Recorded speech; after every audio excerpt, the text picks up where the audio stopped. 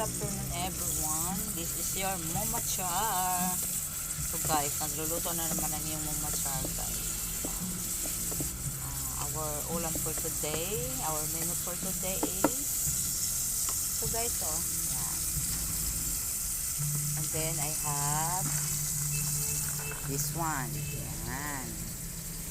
Shell. Okay. Dinahaluan ko siya ng gulay.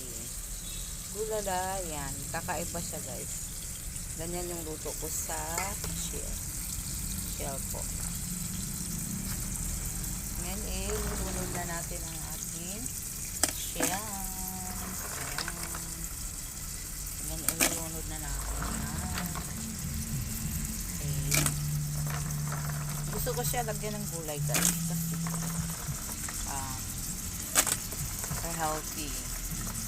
Sawan ako sa chicken and pork.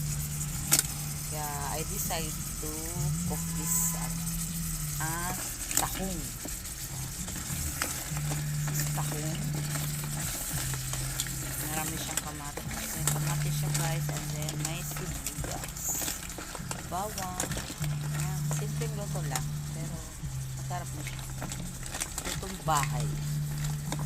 Kano lang to guys, wala pang $100 itong budget, 20 tapos 60 lang to guys. So 1/4 lang ang binili ko nitong itong tahong. Hanggang gabi ko na to. Sarap siya. Food muna tayo. Okay, thank you guys, thank you for watching.